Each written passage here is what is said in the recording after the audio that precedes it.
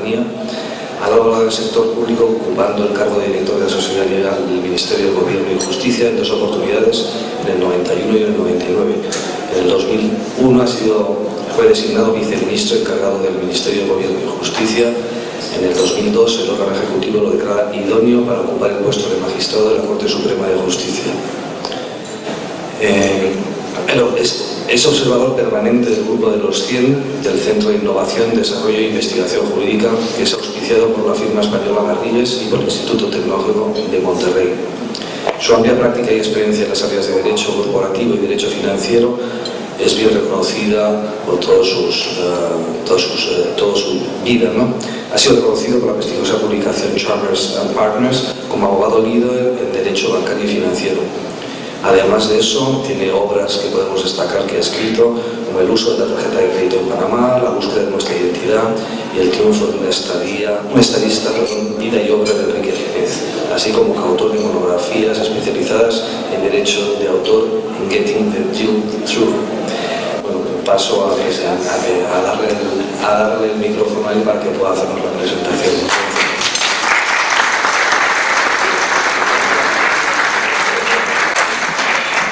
Bueno, debo decir que el papel lo aguanta todo, muchas gracias por venir esta noche y hemos escogido este tema porque es un tema que está hoy por hoy en la palestra, que es cuestionarnos si Panamá efectivamente es un paraíso fiscal o no. Durante mucho tiempo hemos escuchado que las organizaciones internacionales definen a muchos países y en algunas oportunidades a Panamá como un paraíso fiscal. Y hoy les voy a demostrar lo que hemos venido haciendo como Panamá ha venido haciendo para desvirtuar ese paradigma que nos han puesto a nosotros desde hace muchísimos años. Yo quisiera comenzar por la definición de paraíso fiscal que le dan los organismos internacionales a esta palabra. Organismos internacionales, esta no es una definición mía, es de la OCDE, define paraíso fiscal como aquel país donde los extranjeros que vienen a hacer negocios no pagan impuestos o pagan menos que sus nacionales. Y además agrega, donde solamente queda grabado los impuestos que se generan dentro de ese territorio. ¿Okay? A lo largo de esta conferencia yo les voy a demostrar que nosotros hace muchísimo tiempo nunca hemos reunido el requisito de paraíso fiscal. Yo quiero empezar por las normas del Código Fiscal. Código Fiscal, antes que se hablara de paraíso fiscal, estoy hablando de 1956, mucho antes que yo naciera, ya determinaba que en Panamá estaban obligados a pagar impuestos todas aquellas personas que generaran ingresos dentro de nuestras fronteras, no importaba de qué nacionalidad fueran. Como notarán, nada más que con este concepto que se establece en el Código Fiscal, queda evidenciado de que no hay la excepción de la cual hablan los organismos internacionales. No solo eso, sino de que el Código Fiscal en su momento también indica con claridad que todo residente extranjero en la República de Panamá que viva aquí 183 días consecutivos y alternos está obligado a declarar los impuestos que haya generado dentro del territorio de la República de Panamá. ¿Okay? Estos son normas que datan de 1956, estas no son unas normas que datan del año pasado ni hace 5 años. Nosotros hace rato estamos cumpliendo con una serie de preceptos que nos han tildado que no los estamos cumpliendo. Entonces, ¿qué hace Panamá? En el año 2010 se crea un plan estratégico que abarcaría del 2010 al 2014, en la cual Panamá se comprometía por exigencia de los organismos internacionales, y que más adelante veremos de qué se tratan los organismos internacionales, a suscribir tratados de doble tributación y tratados de intercambio de información. Tan solo un año más tarde, la OCDE le hace un reconocimiento a Panamá de que estamos cumpliendo con las normas internacionales para no ser paraísos fiscales, pero a la OCDE no hay que hacerle mucho caso, porque la OCDE es un organismo bipolar. Este año dicen de que estamos bien, el año que viene dicen que estamos en una lista gris, el año siguiente dicen que estamos en una lista blanca, que estamos cooperando o no estamos cooperando. Todo depende del humor que estén. Entonces, ¿cuál ha sido el problema histórico de Panamá? Hay varios principios que rigen la tributación en el mundo. El primer principio es el principio de territorialidad. El principio de territorialidad es que únicamente están obligados a pagar impuestos residentes y extranjeros que hayan generado negocios dentro del territorio correspondiente. Ese es el caso que aplica para Panamá. Y es el caso que más molesta a los organismos internacionales. El segundo principio es el principio de residencia. Ese principio es el cual el país grava la renta que se origina dentro de sus fronteras y la renta de sus residentes en cualquier parte del mundo. Eso no aplica a Panamá. No aplica a Panamá. Pero tampoco es una exigencia de la OCDE hoy por hoy que nosotros cambiemos de principio, aunque lo han dejado entrever en cada una de las reuniones que han sostenido. Y está el principio de la nacionalidad. El país grava la renta de un nacional sin considerar la fuente y la forma, independientemente de donde se encuentra el contribuyente. Que esto no se trata de un tema tributario. Esto se trata de un tema de que los grandes países, las grandes potencias, desean que los dineros regresen a sus naciones. No se trata de más nada que eso. Ellos quieren no solo que la gente pague los impuestos, sino de que ese dinero esté en sus bancos. ¿Pero qué es el OCDE? La OCDE es la Organización para la Cooperación y el Desarrollo Económico. Es una organización de cooperación internacional. Está compuesta por 34 países. Tiene objetivo coordinar políticas económicas y sociales. No sabemos quién les dio esos objetivos.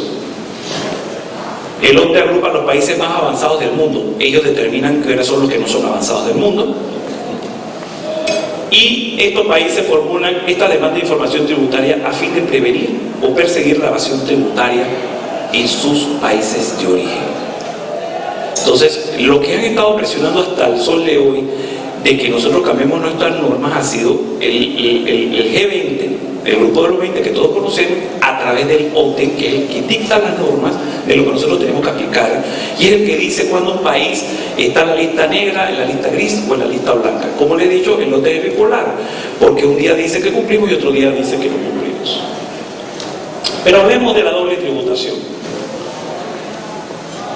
Una de las salidas más salomónicas que se tuvo a esta dificultad y que ayudó muchísimo a Panamá y a otros países que llamaban y denominaban paraíso fiscal era la suscripción de tratados de doble tributación o la suscripción de tratados de intercambio de información. La doble tributación hasta entonces, y que fue muy promovida, para poner de ejemplo a España, por Movistar, Telefónicas Móviles, era evitar que una empresa extranjera radicada en Panamá pagara impuestos en Panamá por las ganancias que tenía aquí y pagar impuestos en su país de origen. Esto colaboró muchísimo y Telefónica estuvo muy encima de eso porque Telefónica tenía un problema. Perdona, no sé si hay alguien de Telefónica aquí, pero Telefónica tenía un problema y el problema radicaba en que pagaba impuestos en Panamá por su ganancia y estaba obligado a pagar los impuestos en España. Con el tratado de doble tributación se evitaba eso. Sin importancia, y aquí hay una leyenda urbana que dice que como en Panamá se pagan menos impuestos que en España, las empresas están obligadas a pagar la diferencia de lo que no se paga en su país de origen. Eso no es cierto. Los tratados no establecen eso. Si en Panamá el tributo es del 25%, en España es del 42%, y la diferencia no está obligado nadie a pagarlo. Simplemente tiene que el país correspondiente tener una doble tributación. Dije, Panamá se inicia su campaña, su plan de 4 años, 2010-2014, en la cual establecía que suscribiría una serie de tratados. Y empezó a firmar esos tratados. Y los tratados, más que nada, buscaban promover que los inversionistas extranjeros vinieran a Panamá, se establecieran aquí, pagaran un tributo que es inferior a su país de origen y no estuvieran obligados a pagar la diferencia ni ningún tributo en el país de donde era su empresa. O sea que sí nos convenía en su momento el que suscribiéramos estos tratados de doble tributación. Más adelante veremos cuáles son los países que lo suscribieron. Entonces, ¿qué condiciones establecían estos tratados? Primero, la privacidad. ¿Qué quiere decir esto? Ningún gobierno bajo el tratado de doble tributación está obligado a entregar información de manera automática. Cuando se inicia una investigación tributaria en un país, ese país tiene que requerirle con nombre y apellido a la autoridad, por ejemplo, en el caso de Panamá, el Ministerio de Economía y Finanzas, la información que posea. Y en los tratados de doble tributación únicamente está obligado a entregar la información, solamente está obligado a contestar si esa empresa o persona están tributando en Panamá o no. Más nada. Esos son los de doble tributación, no los de intercambio de información. Eso ya lo veremos más adelante, el intercambio de información es diferente. Pero en caso de doble tributación, únicamente están obligados la autoridad panameña a contestar si la empresa tributa o no tributa en Panamá. Más nada está obligado a contestar, no se hace un intercambio automático, el Ministerio de Economía y Finanzas no está obligado a decir más nada que eso. ¿Ok? Y se prohíbe la triangulación. ¿A qué me refiero con la triangulación? Si un país no tiene tratado con Panamá y quiere averiguar algo de Panamá, no puede pedirle a España, que sí tiene tratado con Panamá, pregúntale a Panamá tal cosa y me das la información a mí. Eso está totalmente prohibido por los tratados de doble tributación y de doble intercambio de información. Entonces, ahí eché para atrás. ¿Qué ganamos nosotros con eso? Que fue una estrategia del gobierno entre el 2010 y el 2014. ¿Qué ganamos con eso? Ganamos promover la política de fortalecimiento, ganamos promover el nombre de Panamá, de que aquí sí se pagaban impuestos, y ganamos acuerdos que representaban ventajas económicas al atraer todas las empresas que se instalaban en este país. Ahora, el tema del intercambio de información ya era diferente. El tema de intercambio de información eran tratados que se suscribían con ciertas naciones, que ahora veremos cuáles son, y que buscaban, más que nada, intercambiar cualquier clase de información que se tuviera en posesión de las autoridades panameñas, no solo en materia tributaria, sino para captar toda aquella información de Panamá en este caso, que corroborara si esa persona tenía negocios, tenía ingresos, o pagaba o no pagaba impuestos en Panamá. ¿Ok? La información, como siempre, no puede ser espontánea, no puede ser at random, a decir, no puede ser de dame todos los americanos que tú tienes, dame todos los sueldos que tú tienes, no. La información tiene que llevar nombre y apellido, y esa información es confidencial. El gobierno que la requiere tiene que dar muestras de que ha agotado todos sus mecanismos para conseguirla sin la necesidad de que Panamá intervenga en la investigación. La información compartida, aunque no guarde relación con la tributación panameña, Panamá está obligada a entregarla. Como siempre, como el otro tratado no puede ser compartida con terceros, no se puede hacer triangulación, y cualquier persona que se sienta afectada, a diferencia del tratado de doble tributación, cualquier persona que se sienta afectada puede recurrir a los tribunales de Panamá para evitar que Panamá entregue la información. Y esto es muy importante dentro de estos tratados de intercambio de información. Ahora, yo les debo decir algo que es alarmante en materia de tratado de intercambio de información. En los países que se han suscrito de intercambio de información, no así de doble tributación como es el caso de España, las autoridades fiscales del país con quien se ha suscrito ese tratado pueden venir a Panamá, entrar al Ministerio de Economía y Finanzas previa autorización y hacer su propia investigación. Y eso están los tratados. Eso no es el caso de España. Eso son únicamente con los tratados de intercambio de información, eso no es con el de doble tributación. Pero eso son una cláusula que se tuvo que aceptar porque fue obligación, fue impuesta por la OCDE. Y se tuvo que aceptar que la misma estuviera dentro de los tratados. Los países que ven en pantalla son los países con quien tenemos tratados de doble tributación. A lo que le interesa a España, por supuesto, está en la colada. México, que tenemos bastantes relaciones con ellos. Panamá sigue suscribiendo tratados de doble tributación. Panamá no trata de firmar tratados de intercambio de información, sino de doble tributación. Cuando no tiene más alternativa, tiene que recurrir al tratado de intercambio de información. Estos son los únicos países donde se han firmado tratados de intercambio de información. Los más importantes y relevantes para nosotros es Estados Unidos y Canadá, en ese orden. Ninguno de los otros tienen muchas relaciones comerciales con nosotros, por lo cual no nos afecta en gran medida, pero sí fueron exigencias de ellos. Ahora, debo decir lo siguiente: el Tratado de Intercambio de Información con Estados Unidos no era lo que se buscaba, ni siquiera por parte de los Estados Unidos. Y se buscaba un tratado de intercambio, de doble tributación con los Estados Unidos, y así lo querían los Estados Unidos. Pero los Estados Unidos exigió a Panamá que se eliminara el impuesto de remesas al exterior. Y el impuesto de remesas al exterior significaba 50 millones de dólares en ingresos para este país. Y Estados Unidos, Panamá se negó. Porque ¿qué es lo que buscaba al final del camino los Estados Unidos? Lo que dije al principio de esta charla: traer el dinero de vuelta a su país. No era cobrar impuestos, que por supuesto que querían cobrar los impuestos, pero al final del camino ellos querían que todo ese dinero regresara. Panamá se negó y tuvo que firmar el tratado de intercambio de información con ellos. Ahora, quiero hacer referencia a la nueva ley del blanqueo de capitales. Hasta ahora, como verán, nosotros hemos venido cumpliendo, y yo soy uno de los que están en los grupos que defienden a cabalidad de que Panamá no es un paraíso fiscal, porque esto fue una exigencia también de la OCDE que venía de la administración pasada. La administración pasada se negaba rotundamente a suscribir o pasar una ley que tuviera que ver con el blanqueo de capitales como estaba expuesto, y eso trajo como consecuencia que se pasara una ley mucho más estricta al blanqueo de capitales de la que estaba planeada originalmente.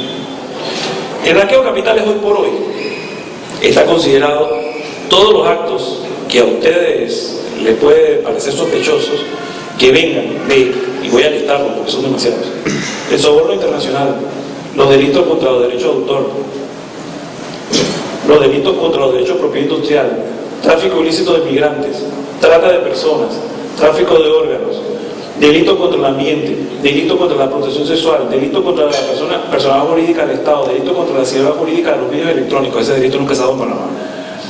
Estafa calificada de robo, delitos financieros, secuestro, extorsión, homicidio por precio de recompensa, peculado, corrupción de servidores públicos, enriquecimiento justificado. ¿Quién define eso? Pornografía y corrupción de menores, robo de tráfico internacional de vehículos, sus piezas y sus componentes. Ahora voy a hablar de eso. Falsificación de documentos en general. Explícame eso, no lo sé. Omisión y falsedad de declaración aduanera, falsificación de monedas y otros valores, delito contra el patrimonio histórico, delito contra la seguridad colectiva, terrorismo, delito de relaciones de droga, que en mis tiempos, que fue en el siglo pasado, ese era el único delito que abarcaba el blanqueo de capital, el de drogas. Piratería, delincuencia organizada, asociación ilícita, posesión y tráfico de armas, tráfico de recepción de cosas provenientes del delito, delitos de contrabando y defraudación aduanera. Hasta esta cena puede ser considerada lavado de dinero. O sea, lo han llevado a un grado ridículo, y esto es una de las exigencias que nos han impuesto casualmente. Y me decías cuando entraste de que abrir una cuenta bancaria en Panamá es más complicado que en Estados Unidos. Esto es una imposición que nos han hecho casualmente, por lo que vengo diciendo desde el principio de esta conferencia. Quieren llevar de vuelta los dineros a las naciones que por su situación económica y fiscal están en quiebra.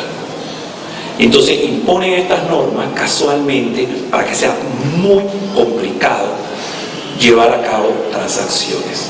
Pero quien anda por la línea recta no tiene que preocuparse.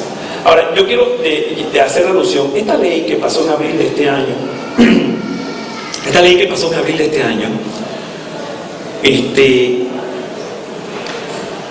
tenía 14 regulaciones, pero yo quiero traer a colación únicamente una que me llamó poderosamente la atención: la de venta de carros de segunda. Cualquier transacción de venta de carros de segunda que el valor del carro sea $8,000 o más, la empresa está obligada a hacer un due diligence de quién le está comprando el carro. ¿Ok? Ningún carro decente en este país cuesta $8,000 o más. Tiene que ser, por supuesto, en efectivo, pero $8,000 es una suma ridícula y tienen que hacer la debida diligencia y estamos obligados a una serie de procedimientos de esto. Pero a esto hemos llegado. Quiero, y para finalizar, para no agotarlo con todos estos temas, el tema de las acciones al portador que me preguntabas al principio. Hemos complacido hasta eso a los organismos internacionales. Panamá, al igual que Delaware en Estados Unidos, permitía las acciones al portador. Se pasó una norma en el pasado que establecía que las acciones al portador podían seguirse emitiendo hasta el año que viene. Ese periodo se bajó hasta el 31 de diciembre de este año. Entonces, la lucha continúa, como escuché en una conferencia en el día de ayer. La administración actual ha tomado una decisión importante, que es ponerle un freno a estas peticiones como consecuencia que Panamá cumple, que Panamá es transparente y que en Panamá se paga impuestos. ¿Ok? Y por ende no podemos seguir tolerando que nos sigan llamando paraíso fiscal. Por supuesto, ningún país del mundo hoy por hoy puede decir que es cero impuestos. El tema está en cómo se estructura. Y para eso, y este es un comercial aparte, estamos nosotros en Central Fiduciaria para poderlos asesorar en lo que ustedes a bien tengan en el tema tributario para hacer más efectiva su tributación. Les agradezco mucho que me hayan soportado y gracias, y estoy abierto a cualquier pregunta que tengan.